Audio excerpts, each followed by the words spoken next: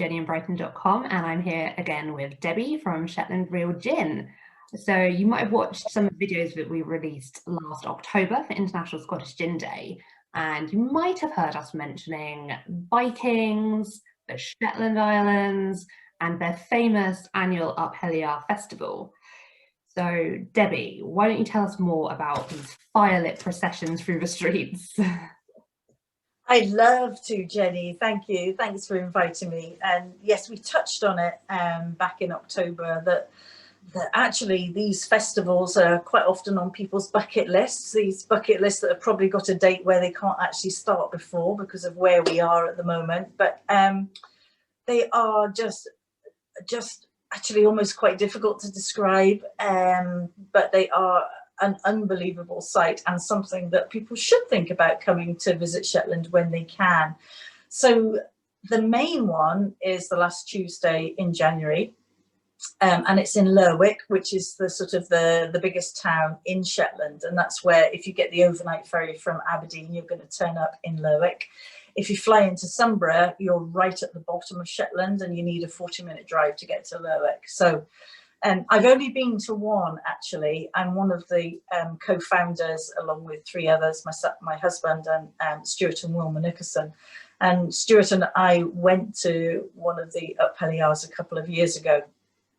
And I'm desperate to get back myself because it's just something that everybody should experience if possible. So it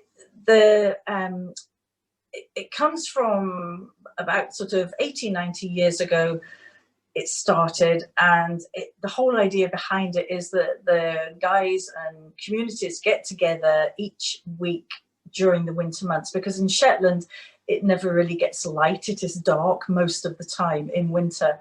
So this whole getting together and designing the costumes and the Viking outfits and then the performances that they're going to do after the procession is sort of the whole community effort to get people through the winter months, culminating in Lerwick at the end of January. But what a lot of people probably don't know is that actually there are Up Helly Aa festivals all around Shetland. So they take place on a much lower scale, but still very, very community based. And that's one of the things about Shetland that you still get that I think possibly in other locations is maybe missing. Although probably with COVID, we're getting a little bit of it back and looking after each other a bit more.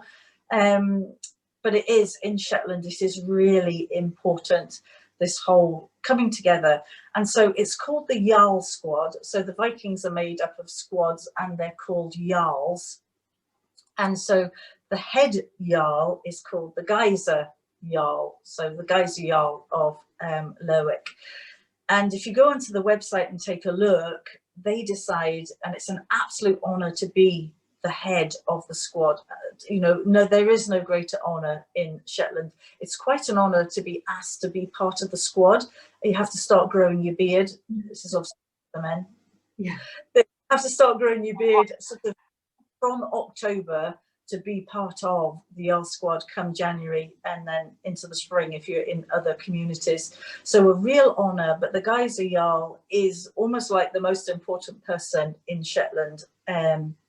And I've seen it where, they're the leader, they make the decisions, they lead their squad, they do all sorts. So come Tuesday, the last Tuesday in January, the squad will come together and they will go and visit the schools, they'll go and visit the local care homes. It is absolutely sort of rooted in the community. So they'll go, they'll sing a song, they're there with the amazing outfit, which is never revealed until the day of the event. So it is a real excitement, and these outfits, they'll be with the sheepskin capes and the metalwork and what have you, quite often, close to £1,000 per outfit. Huge amount of effort, design work, and again, but rooted in the community.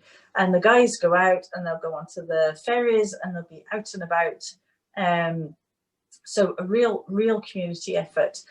And then in the evening, they will congregate and they will take a route through Lerwick, which people can watch. So you've got over 1,000 guys In Lerwick, it is all guys, and there is a lot of discussion over that and letting females in.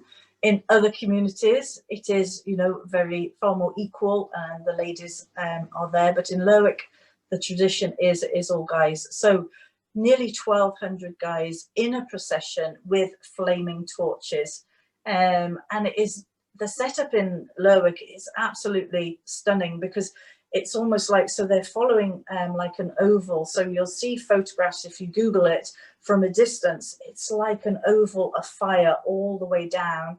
And then there's a Viking boat, which they will have built over the year.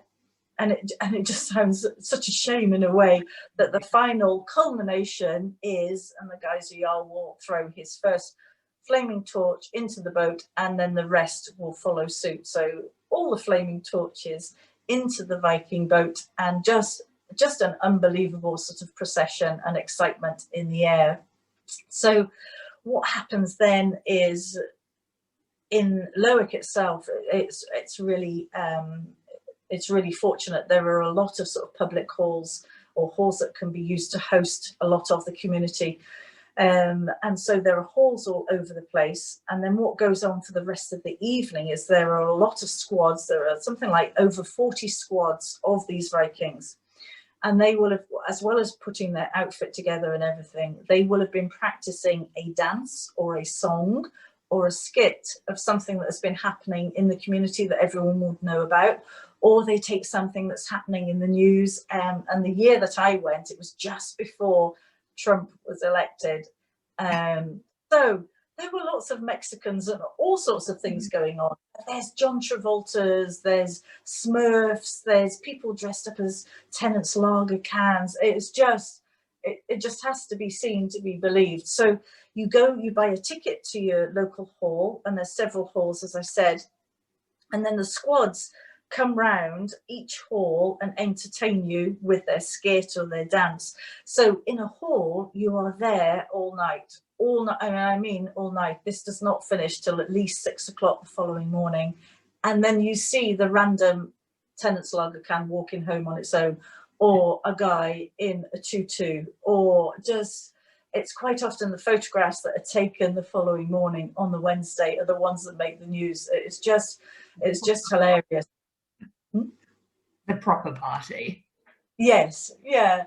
I didn't make it till 6 o'clock. I think I got until about 4 and then had to give up, actually. I know, lightweight, complete lightweight. But it's celebrated just a few parties with my Scottish family. Yeah, you can't go to bed early. Like, no. When you're just like, oh, I'm feeling a bit, they're like, oh, but we'll just open this. And you're like, oh, okay, we can do this. No. I know. So it's and there's food. It's not just drink. There is food all the way. And actually, what the women do, and a lot of them are quite happy with doing that, is they are the hostesses of the evening, and it is their role to make sure everything runs smoothly and keep the constant food coming out and the drink. And it's just when you think you've just had, 30 John Travoltas dancing in front of you, you have another drink, and then in comes some Mexicans dancing, or some spacemen, or whoever knows what. It's just such an unbelievable thing. And you're welcomed in, visitors love going to this, and they're just welcomed in as part of the community. And what I didn't appreciate, and this is a tip, should you ever decide to go and get a ticket, is that the locals, it's a really important event to them. And people dress up. The ones that aren't part of the whole performance dress up. So the girls there are in stunning outfits. They're in high heels. They're in their dress. It's almost like going to a wedding. And of course, as a visitor, it is freezing cold outside. This is the end of January. It's freezing cold, driving rain, and you're probably in walking boots, jeans, and no, the Shetlanders just have got it completely nailed. They are there. They are immaculate. It's just great. I definitely need to pack my dress the next time, not go as I did. But so we knew that this was really important, and a really important event. And once we started, we went into full-time production 6 years ago, last October, with our original gin. But we knew that the Up Helly Aa festival was something special, and you know, as part of our brand and trying to draw people to Shetland and tell the story of Shetland and why it just is so special, Up Helly Aa festival was something that we thought we needed to focus on, and maybe just bring out an extra gin just as part of it. And so we did that, and it came because Stuart, the other co-founder, we were just sat chatting, and we'd taken up some single malts in the summer to bottle in Shetland. So a great excitement in the whiskey industry. First single malts bottled in Shetland. They're not ours, we're still not at that stage. But lying in the distillery were some octaves just laying about. I'm like, let's put our original gin, which was our first core gin, into the octaves and see what happens. Now, a lot of distilleries have done this since, and actually we probably weren't the first, but one of the first to say, let's have a go at producing a cask aged gin. And so before I go on to cask aged gin, do we want to try one? Would you like a gin in your hand, Jenny, before I go on to cask aged? Wow. On what that's doing. Because it might be worth it, and you would have a gin too, rather than me just going on. So the first one we did, we put the original into a whiskey cask, and so we've played around each year putting our different gins into either whiskey or sherry casks. But yeah, let's get cracking with one so that we can talk about it, and then I can come back to maybe explain a little bit about what cask aged gin is, because a lot more distilleries are doing it. So we're not starting in chronological order, because when we did this the first time, we thought, so it's the end of January, and as I've said, it's probably freezing cold, driving rain, you know, horrendous wind, so it needs to be strong. So this was our first Navy strength gin that we did the first time, and we've been playing around with things ever since, so that actually in 2020 we went right down the scale back to our 40%, and that's the one that we need to taste first, because if we taste the Navy strength first, our taste buds will be completely short. So we're actually in 2020, year of COVID, with our gin. So this was our ocean scent gin. So our gin with our bladderwrack seaweed, and was put into sherry casks. So sherry casks. So on the nose, you may be picking up a bit of sweetness, maybe a bit of sweetness with this one. In fact, the first time I tried this, because I'm not in Shetland all year round, so I get the earlier versions, and then when I get the final bottle, I'm like, I really like the sweetness on the notes from the sherry casks bring to this. I really like. It's a really interesting combination, because, you know, it's like, to me, whiskey is always a bit kind of caramelly, and you kind of get those notes, and obviously, but because it's sherry, it's not quite as heavy as a whiskey. But then because the gin with the bladderwrack seaweed, it's almost like a salted caramel. Like, it's a really good balance between the two. Like, sweet, like, you know, it's not too sugary. No, just a touch of sweetness that I quite like. So yeah, and bottled at 40%, as I said, to be different. It was the first time we bottled it at 40%. It has always previously been at 57. But this one, so despite this being 2020, and we do it like this, it has our Viking on the back. All our Up Helly Aa gins have our Viking on. So as well as on the back, you can see him from the front.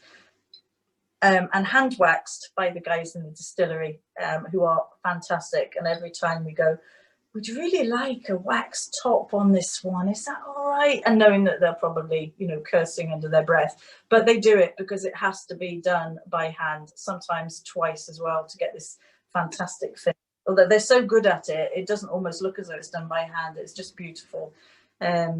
So yeah, so that's our ocean scent gin, the one with the seaweed in sherry cask. So almost that sweetness, that savoury, as you said, that mixture of flavours. And And that one, there's around about 60 bottles of that left. So that is still on the website at the moment, because we do it as a special edition, so we have enough to sell all year round, especially for people who come and visit us at the distillery, want to see what we've been doing for Up Helly Aa. We have a lot of people who collect every bottle and have done since the start. So it is important, but of course, because we didn't have visitors to the distillery last summer, which was a real shame, and yet there are a few bottles of that left. So you quite like that one. You could drink an Up Helly Aa with ginger ale, maybe. You could. Wanted it a bit longer. I think, yeah. I think because it's like, I find with the cask aged gins, I mean, as you say, I'm not an expert in cask aged gins. I've tried a few, but I do think they kind of lend themselves to drinking neat, because Yes, there's just so much flavour. You don't want to drown it out with tonic, or I mean, I think ginger would be the best thing to have with it to really amp up those like kind of warming notes. But I think for me, just sipping it neat is a good idea. Well, depends on the time of day, but it is. And a lot of, in fact, quite often we don't even recommend to serve with this, because it is just great on the rocks. I mean, if you did, you would probably go back to something a bit citrus, but just generally we're like, no, just sip it on the rocks. We've had people say that it's the Up Helly Aa gin that's actually converted them back to gin if they, wandered off gin. And I particularly like it because when I'm at an event face to face, and you can see maybe the husband being dragged along, or the partner who's male going, no, I don't like gin, and you're just like, I might have something that might appeal, and because it's just almost that in between, isn't it? It's not as ginny. It's just got that little bit of difference, that if they are a whiskey drinker, that they're maybe a bit more open to it. So yeah. Yeah, but as I said, we normally did this at Navy strength, and the first year we did it in a 200 ml bottle, just the small ones, because we didn't know how it was going to go. And actually we thought this will be really handy to be like a hip flask, because the guys are out on the street, or they're going in, everyone's moving about in the pocket, perfect size. And we created, I think it was something like 732, and all was sold on island. We didn't actually get any off island to sell. So that's when we knew we were onto a winner, and that's when we knew we needed to make more and do some bigger size bottles as well. So you've got in your little bottles, Jenny, you've got 2019, haven't you, at Navy strength? oh. So this is the one, Navy strength. And again, I always tend to say that our London dry gin's always known as being very smooth, and even at 57%, obviously you can feel the heat of that amount of alcohol, but still very, very smooth. This one, always to be drunk with some, grab some ice. So it'll be interesting to see what you think about this one.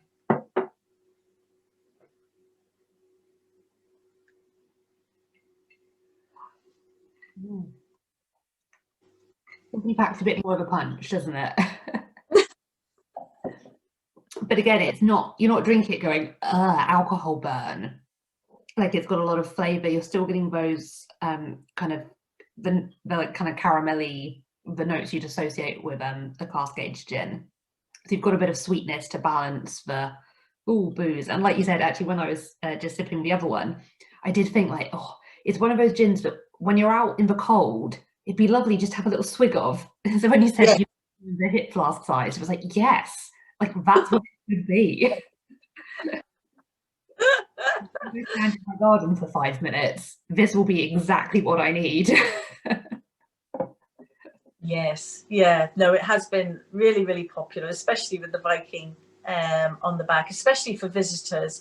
Up Helly Aa is so important to the Shetland tourist industry, because it just attracts. I mean, you cannot book. It's like, events that you get around the UK that people have to book, say, 3 years in advance to get accommodation. It's like that. And it's such a shame this year because, you know, they were going to have the first cruise ship was going to be in at the time of Up Helly Aa. It's getting to be that important, but of course isn't this year because of COVID. But I have absolutely no doubts, you know, knowing the sort of the strength and the resilience of the Shetland folk, that it will be back stronger and better. So without a doubt, put it down on your bucket list and get up there and experience it for sure. I mean, men dressed as Vikings and then unlimited food and drink with entertainment all evening. You've literally done my perfect evening. I know, I know. And I get to dress up. I mean, yes, I know. Perfect. But just my family, we need to go for an epic road trip. Yes, yeah. No, you do. It would just be a phenomenal thing to do. But just coming back to what cask aging sort of does and why we actually bother to do it, it's all about creating a very unique gin. Because when we're aging it in a cask, we're creating a gin that takes on some character from the cask in which it's aging. And each cask is different. It has a different history. It has a different cask treatment. You know, it has a different history of spirits contained in it before we put our gin in it. So all of these different things is what gives us a uniqueness that means, you know, the gin that goes through a cask aging process is going to be one that hasn't been through the process before, and just gives us something absolutely unique. And the reason I'm sort of saying this is because we did it last year. We created a gin for Shetland Folk Festival, which was supposed to be in May, which of course wasn't. And we did it with our ocean scent. We kept the bladderwrack seaweed really dominant, and then put it into a sherry cask. And that went down really well. But we can't guarantee creating that again. We can't recreate these gins. We can have a go, and it'll be slightly different. So when we're doing that, when it's in the cask, we then have to taste it on a weekly basis to see whether it's ready or not. So again, it comes back down to the experience of Stuart to know that actually at this moment in time, it's now ready. And I don't have that. A distiller has that after years and years of experience. And just a wee story, the guys in the distillery who are locals who have been trained to produce the gin are really, really good. And of course, in the build up to Christmas every year, it's rush, get everything, make sure everything's, you know, because it's our opportunity to sell. But in the background, we've got to get Up Helly Aa gin ready. And our guys are really efficient and always wanting to be ahead. And I know that, you know, in their minds, to be ready for Up Helly Aa, they'd like to bottle it, label it, But actually at times it is Stuart's decision that says, no, this needs another 2 weeks. And it's like, oh, we need to bottle it now. Yeah, I know, spot on. It's like, but we really want to. It's like, no, because it's not going to be right. In 2 weeks, this is going to be perfect. And he is always right. I know, but you're just like, okay, we'll come back as soon as, you know, 5th, 6th of January, we'll bottle it then. And that's what we do. So that's what, you know, that's what it's all about. So that constant tasting, seeing where it's at, seeing whether just maybe another week and then we'll just get it absolutely right. So so much of this is expertise, and you know, it's not scientific. It is just coming from knowledge and the skill of the master distiller, which is what creates our final gins. So yeah. No, that's I mean, I drink a lot of gin, but you know, the knowledge that people have to know when it's time to, you know, even in the normal distillation process, to go from the head to the heart and then the heart to the tail, like knowing, oh yeah, this is the moment that it becomes our gin rather than like byproduct. And like I said, like knowing from like, oh yeah, this is the moment that we take out of the casks. Yeah. I can drink some gin, but I'm like, that's a whole other level. I know. So, but it's a lot of fun. when we're doing it, we involve the Jarl squad if there is time to do so, and they're keen to be involved. A lot of them are. I was quite surprised actually. The guy who was last year's Jarl, and you just feel so sorry because he didn't have the experience that he should have had as the Geyser Jarl. You know, but he was really keen to be involved, and they like gin. They're not necessarily whiskey drinkers, as you might imagine. They absolutely love their gin, and we've got some fantastic footage. We've got a photograph with every Geyser Jarl of since we started doing this, with our bottles in the fantastic, you know, the outfits, which we don't see, which is why we're always sort of 1 year behind, because we've got the guy who has got the outfit, because we can't, you know, it's always slightly out of sync. But huge support. And in fact, on our website, there's a short video with about, I think it's about 4 years worth of Jarls with their particular bottle. So, which is just great. So if you're interested, just take a wee look at that. I definitely, when I was on your website earlier, actually, I did see the picture of, I think there's a picture of like 4 or 5 of them holding, Yeah, like they're like proper Vikings. I know they are. They absolutely are.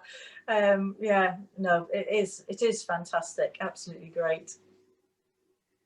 So you were going to launch gin for this year, but obviously COVID. Yeah, yes, Jenny. So like all small craft distilleries, you know, things have been really tough, and we're really grateful to our customers who've bought online, because that's been a lifesaver. You know, with hospitality, you know, hotels, bars, restaurants really restricted, you know, that business is gone. So we have been delighted with people buying online and seeing what we've been up to. So we decided we would do a range of gins called single batch creations. So they will only ever appear as a single batch, and this is what they will look like. So they will have a label that will be handwritten, hand labeled, hand everything.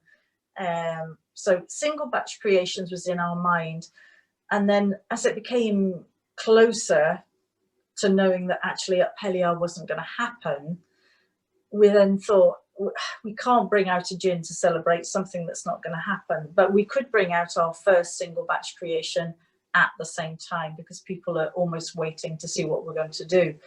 So that's what we did, and it's very, very different from the usual Up Helly Aa gin. So it's not cascaded, it's just a very small, and the guys have been developing some new gins. We've been working on a lot in the background, as well as looking at every aspect of our business, because everything has now changed. But of course, they're in the background. Wilma's in the kitchen, creating, working out, doing all sorts. And we realized we had enough to produce 121 bottles of a particular gin. So I thought that was fantastic. I'm like, this can be our first of our single batch creations. But just as a note, we will put the Viking on the back. We'll put the Viking on the back because he needs to be there. And we'll call it Not Up Helly Aa Gin, which was my idea. But for those of us of a certain age, we will remember Not the 9 o'clock news and understand why not something is actually a thing.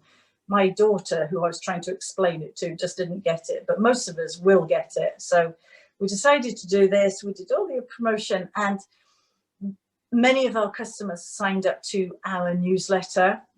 So we update people on what we're doing, what we're up to.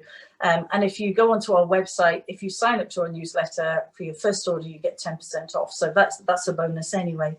So we always like to give our customers first chance at anything new that we're doing. So on Wednesday, this was due for launch on Friday, last Friday. So on Wednesday, we got in touch with all our newsletter folk and said, we're doing this and you've got a chance to pre-order it if you would like before anybody else gets to see it. And on Wednesday evening, the orders just came flooding in, and within a few hours, the whole lot, 121 bottles, were all sold, which was fantastic. I know we were hugely chuffed with ourselves, just pleased that there is that relationship with our customers and our loyal following, that they know that what we bring out is generally going to be pretty good. So, and they just went with it. So thank you to everybody who did buy one. Sorry to those who wanted to but can't. Everyone else, you should have I know. mailing list. Should have been there. I know. So what we're going to do is, this is the start. We will create some more. So the first tip is get signed up to the newsletter, because you'll get to hear about it before everyone else. But luckily, I had actually decanted a small amount to Jenny to see what she thought of it. Little did I know that then we would then be talking about a gin that you can no longer buy. Now I'm like driving this in my life. No, you should put it on eBay, Jenny. Maybe you should just... Then you see a handwritten label and everything. I know. Gold dust. I know, and this is all I've got. Even the owners, as one of the owners, this is all I've got. I'm not going to get another bottle. But so when I tasted it, because again, in the rush up to Christmas, I'm not necessarily involved in the huge amount of work that goes on getting it right. This was just so surprising. I don't know whether to just let you go with it and see what you think, but it's just got a sweetness that we haven't had in any of our other gins, apart from maybe the Up Helly Aa 20, which you just tasted, because you get the sweetness from the sherry. But it's got a sweetness on the nose, but then when you taste it, it's got lemon, a massive, the junipers up front again and the citrus, but the lemon out of the citrus, just like boom in your face, lemon. Absolutely. Be careful pouring it, because I'm like, this is the only bit I have. It definitely smells different to the other two. Yes, yeah. And that was the reason. It was not supposed to be an Up Helly Aa gin, not Cascade, not anything like that. So very, very different. So the lemon and the gives sort of a spiciness, an underlying sort of a real spice. And then at the end, you get the sweetness back. I'm like, oh. Now I'm like, damn it, I should have ordered a bottle.